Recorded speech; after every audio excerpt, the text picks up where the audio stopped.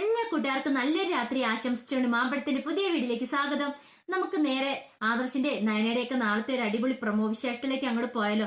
നാളത്തെ പ്രൊമോ വിശേഷത്തിൽ കാണിച്ചിരിക്കുന്ന ആദർശ് അങ്ങനെ നയനയുടെ അടുത്ത് എത്തുന്നുണ്ട്. ഈ സമയത്ത് മുത്തശ്ശനും മുത്തശ്ശിയൊക്കെ നയനയുടെ അടുത്തുണ്ടായിരുന്നു. പിന്നീട് ആദർശ് നയനയോട് ചോദിക്കുന്നുണ്ട്, നീ എന്തിനു വേണ്ടിട്ടാ വീട്ടിൽ നിന്ന് ഇറങ്ങി പോന്നേ? നീ എന്ത് ധൈര്യത്തിൽ എങ്ങോട്ട് ഇറങ്ങി പോന്നൊക്കെ പറഞ്ഞ് നയനയോട് ദേഷ്യപ്പെടുന്നുണ്ട്. ഈ സമയത്ത് മുത്തശ്ശൻ എന്ത് ചെയ്യോ, നയനയുടെ രക്ഷയ്ക്കായിട്ട് എത്തുന്നുണ്ട്. അതിന്റെ വിശേഷങ്ങളും പിന്നീട് വീട്ടിൽ വന്നതിന് ശേഷം ആദർശനോട് മുത്തശ്ശൻ ആ സത്യങ്ങളൊക്കെ തുറന്ന് ചോദിക്കുന്നുണ്ട്. അതിന്റെ വിശേഷങ്ങളൊക്കെയാണ് നാളത്തെ പ്രൊമോ വിശേഷത്തിൽ കാണിച്ചിരിക്കുന്നു പറഞ്ഞിട്ടുണ്ടെങ്കിൽ, ഇന്ന് തന്നെ നമ്മൾ അവസാനം കണ്ടേന്ന് പറഞ്ഞിട്ടുണ്ടെങ്കിൽ ആദർശ ക്ഷേത്രത്തിലേക്ക് വരുവാണ്. ഈ സമയത്ത് മുത്തശ്ശനും മുത്തശ്ശിയായിട്ട് സംസാരിച്ചിരിക്കുന്ന നയനെ കണ്ടേ. നയനെ കണ്ടപ്പോഴത്തേനും ആദർശം അങ്ങോട്ട് ഓടി വന്നിട്ട് ദേഷ്യപ്പെടുവാണ്. നീ ആരോട് ചോദിച്ചിട്ടാണ് വീട്ടിൽ നിന്ന് ഇറങ്ങിപ്പോന്നേ? മനുഷ്യൻ രാത്രി ഉറക്കം പോലും ഇല്ലാതെ അന്വേഷിച്ച് നടക്കുമായിരുന്നു. അതുവല്ല നിനക്കറിയണോ? നിനക്ക് ഇങ്ങനെ തോന്നിയാസം നടന്നാ പോരെ? അല്ലെങ്കിൽ നീ എന്തിനാ വീട് വിട്ട് ഇറങ്ങിപ്പോതെ? ഞാൻ നിന്നെ വഴക്കൊന്നും പറഞ്ഞില്ലോ.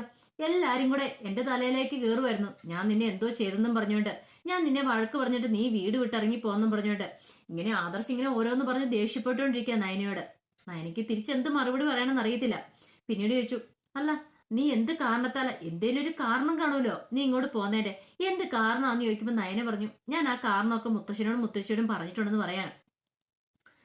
പിന്നീട് മുത്തശ്ശൻ പറഞ്ഞിട്ട്, നീ ഉദ്ദേശിക്കുന്ന കാരണമൊന്നുമില്ല നയന വീട് വിട്ട് ഇറങ്ങി പോരാനായിട്ട്.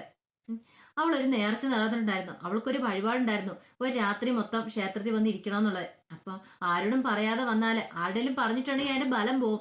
അതുകൊണ്ടാണ് ആരോടും പറയാതെ അവള് വന്നിരുന്നേന്ന് പറയണം. ഇത് കേട്ട് ആദർശന് അത്ര വിശ്വാസമൊന്നും വരുന്നില്ല. പിന്നീട് ആദർശൻ നയനോട് ചോദിക്കുന്നുണ്ട്, സത്യമായിട്ടുള്ള കാര്യമാണ് നീ പറഞ്ഞെന്നേ, എനിക്കതും കൂടെ വിശ്വസിക്കാൻ പറ്റുന്നില്ലെന്ന്.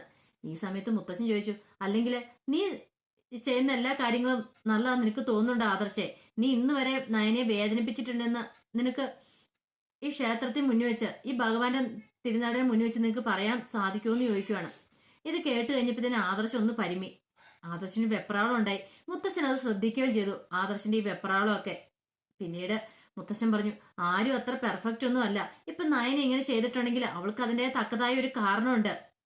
അതുകൊണ്ട് അവൾ ചെയ്തേ. അതിന്റെ പേരിൽ ഇനി അവളെ കുറ്റപ്പെടുത്തേണ്ടെന്ന് ആദർശനോട് പറയാണ്. ഈ സമയത്താണെങ്കിൽ അനന്തപുരിയിൽ ആകെപ്പാട് ടെൻഷൻ അടിച്ചിരിക്കുക. ഗോവിന്ദനും കനകയും ജാനിയൊക്കെ ഇതുവരെ ആയിട്ടും ഒരു വിവരം നയനെക്കുറിച്ച് കിട്ടിയില്ല. കനക പറഞ്ഞു, എന്റെ മോൾ എവിടെയാണോ, എന്ത് പറ്റിയതോ അവൾക്കറിയത്തില്ല. എനിക്ക് അവളില്ലാതെ ഒരു നിമിഷം പോലും ഇവിടെ നിൽക്കാൻ പറ്റില്ല. എത്രയും പെട്ടെന്ന് അവളെ കണ്ടെത്തണമെന്ന് പറയാം. ഗോവിന്ദൻ പറഞ്ഞു, നീ ഒന്ന് അടങ്ങിയിരിക്കുക കനകെ, എന്തെങ്കിലും ഒരു വിവരം കിട്ടുമായിരിക്കും. ആദർശമോൻ പോയിട്ടുണ്ടല്ലോ എന്ന് പറയണം. ഇനിയിപ്പൊ ആരൊക്കെ പോയിട്ട് എന്ത് ചെയ്യാനാ? ഇത്ര സമയമായില്ലേ? കണ്ടെത്താനാണെങ്കിൽ അവളെ കണ്ടെത്തുമായിരുന്നല്ലോ. എന്റെ മോൾക്ക് എന്തെങ്കിലും സംഭവിച്ചിട്ടുണ്ടെങ്കിൽ പിന്നെ ഞാൻ ജീവിച്ചിരിക്കില്ല എന്ന് പറയുവാണ് എന്നും പറഞ്ഞ് ചാടി അങ്ങോട്ട് ഏക്കുക കനക.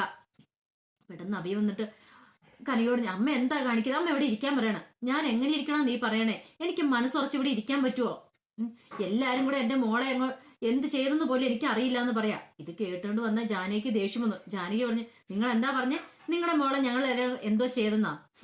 കൊള്ളാം, നല്ല കഥയായിപ്പോയി. ഒരു കാര്യം ചെയ്യാ, ഞങ്ങൾ എല്ലാരും കൂടെ അവളെ ഇല്ലാതാക്കിയെന്ന് പറഞ്ഞ് നിങ്ങൾ പോലീസ് സ്റ്റേഷനിൽ കൊണ്ടുപോയി കംപ്ലൈന്റ് കൊടുക്ക്. എന്നിട്ട് പോലീസ് വന്ന് ഞങ്ങളെ കൊണ്ടോട്ടെ എന്ന് പറയാണ്. അപ്പൊ നിങ്ങൾക്ക് സമാധാനമാവില്ലോ എന്ന് ചോദിക്കുകയാണ്.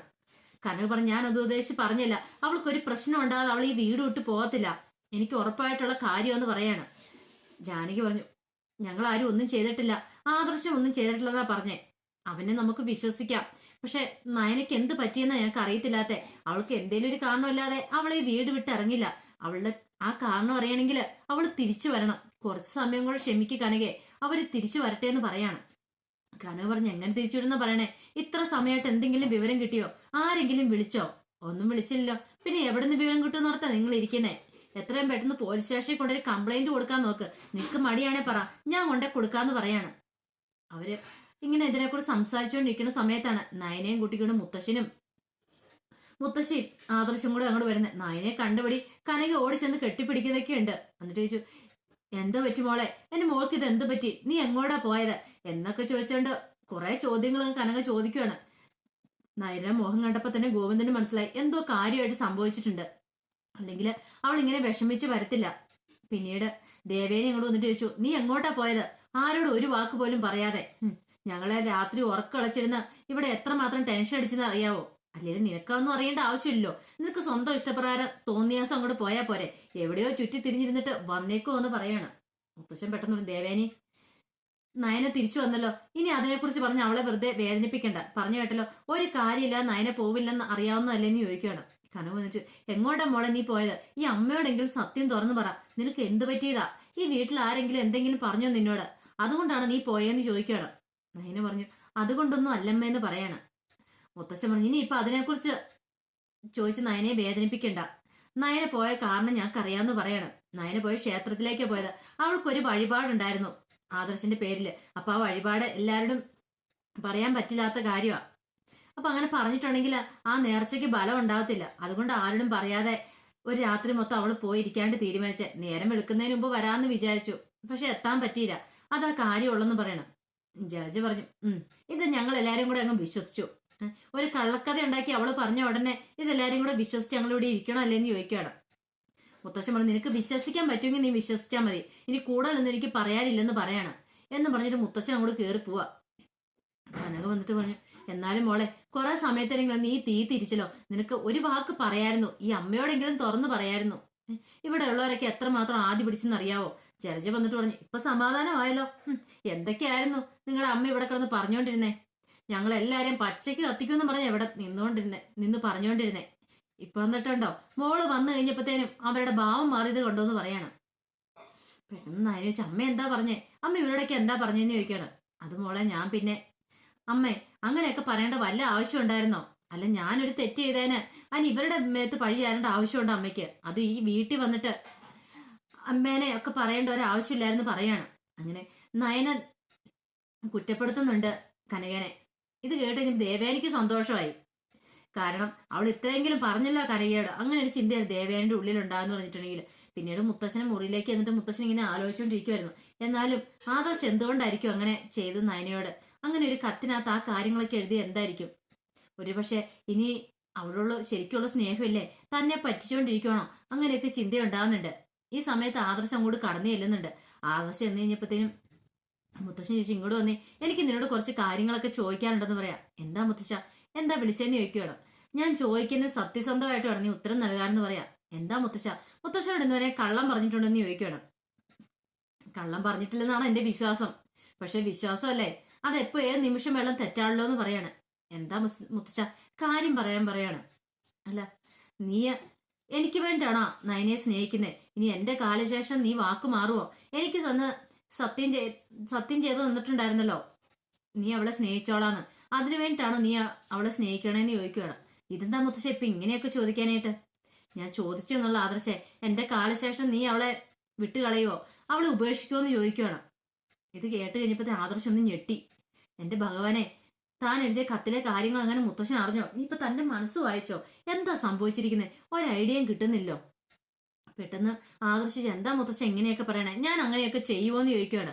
ചെയ്യില്ലെന്നാണ് എന്റെ വിശ്വാസം. പക്ഷെ എന്തോ എന്റെ മനസ്സിനൊരു വല്ലായ്മ തോന്നി. ഇന്ന് നയനമോള് പോയി കഴിഞ്ഞപ്പോ തന്നെ നിനക്കാണെങ്കിൽ അവളോടൊരു സ്നേഹക്കുറവുള്ള പോലെ എനിക്ക് ഫീൽ ചെയ്തു. അതാ ഞാൻ ചോദിച്ചതെന്ന് പറയണ. ഇല്ല മുത്തശ്ശ, ഒരിക്കലും ഞാൻ അവളെ കൈവിട്ട് കളയില്ല. ഞാൻ മുത്തശ്ശനായിരുന്ന വാക്കത്, ഞാൻ ഈ വാക്ക് പാലിച്ചിരിക്കും. മുത്തശ്ശന്റെ കാലശേഷം ഞാൻ അവളെ കൈവിടില്ലെന്ന് പറയാണ്.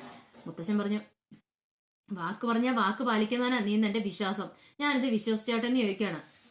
ആദർശ് പറഞ്ഞു, ഉറപ്പായിട്ടും വിശ്വസിച്ച മുത്തശ്ശാന്ന് പറയാണ്. പക്ഷെ അങ്ങനെ പറഞ്ഞെങ്കിലും ആദർശിന്റെ ഉള്ളിൽ തീയായിരുന്നു. തന്റെ മനസ്സറിഞ്ഞ പോലെ തന്നെയാണ് മുത്തശ്ശൻ പെരുമാറിയിരിക്കുന്നത്. അത് എന്തുകൊണ്ടായിരിക്കും? ഇനിയിപ്പൊ നയന എന്തെങ്കിലും പറഞ്ഞു കാണുമോ? അവള് പോയതിന്റെ പിന്നിൽ വേറെ എന്തെങ്കിലും രഹസ്യം കാണുമോ? നീ കത്തെങ്ങാനും എടുത്തു വായിച്ചോ? അങ്ങനെയൊക്കെ ഒരു ചിന്ത ആദർശിന്റെ ഉള്ളിൽ ഉണ്ടാകുന്നുണ്ടായിരുന്നു. പിന്നീട് ആദർശ് മുറിയിലേക്ക് വന്നു കഴിഞ്ഞപ്പോഴത്തേനും നയന അവളുടെ ഡ്രസ്സൊക്കെ മടക്കി വെച്ചോണ്ടിരിക്കുന്നു. വന്നിട്ട് ചോദിച്ചു, അല്ല, ഞാൻ ഒരു കാര്യം ചോദിച്ചാൽ നീ എന്നോട് സത്യം പറയുമെന്ന് ചോദിക്കണം. എന്താ ചോദിക്ക? അല്ല, നീ അവിടെ പോയേനെ, ക്ഷേത്രത്തിൽ പോയതിന് വേറെ എന്തെങ്കിലും കാരണമുണ്ടോ? മുത്തശ്ശൻ പറഞ്ഞു, നീ വഴിപാട് നടത്താൻ വേണ്ടി പോയതെന്ന്. പക്ഷെ എനിക്ക് അത്ര കൂടെ വിശ്വാസം വന്നിട്ടില്ല എന്ന് പറയാണ്. നീ എന്നോട് എന്തോ ഒരു കള്ളത്തരം പറയുന്ന പോലെ എനിക്ക് ഫീൽ ചെയ്യുന്നു പറയാ. ആണോ? കള്ളത്തരം വന്ന് നിനക്ക് ഫീൽ ചെയ്തല്ലോ, അത് നല്ലത്, അങ്ങനെ തിരിക്കട്ടെ. നിങ്ങൾ എപ്പോഴും എന്നോട് സത്യം മാത്രമല്ലേ പറഞ്ഞിട്ടുള്ളൂ, നിങ്ങൾ ഭയങ്കര സത്യസന്ധനാണല്ലോ എന്ന് പറയാണ്. ഇത് കേട്ട് കഴിഞ്ഞപ്പോ ആദർശന് എവിടെയോ എന്തോ ഒന്ന് കൊണ്ടു. നയന എന്തൊക്കെയോ അറിഞ്ഞിട്ട് പറയുന്ന പോലെ. അങ്ങനെ പറഞ്ഞിട്ട് നയനയും കൂടെ പോയി കഴിഞ്ഞപ്പോഴത്തേനും ആദർശ് ഇങ്ങനെ ചിന്തിക്കുവാണ്, ഇനിയിപ്പൊ ഇവളെന്തേലും അറിഞ്ഞിട്ടാണോ, അത് മുത്തശ്ശനോട് പറഞ്ഞോ, അതാണോ മുത്തശ്ശൻ അങ്ങനെ ചോദിച്ചതെന്നൊക്കെ ഒരു ചിന്ത ആദർശിന് ഉള്ളിൽ ഉണ്ടാകുന്നുണ്ട്. അതിന്റെ വിശേഷങ്ങളൊക്കെയാണ് നാളെ നമ്മൾ കാണാൻ പോകുന്നു പറഞ്ഞിട്ടുണ്ടെങ്കിൽ ആ വിശേഷങ്ങൾക്കായി നമുക്ക് എല്ലാവർക്കും കാത്തിരിക്കാം കേട്ടോ. ഒരിക്കൽ കൂടി എല്ലാവർക്കും നല്ലൊരു രാത്രി ആശംസിച്ചു നിർത്തുന്നു. നന്ദി.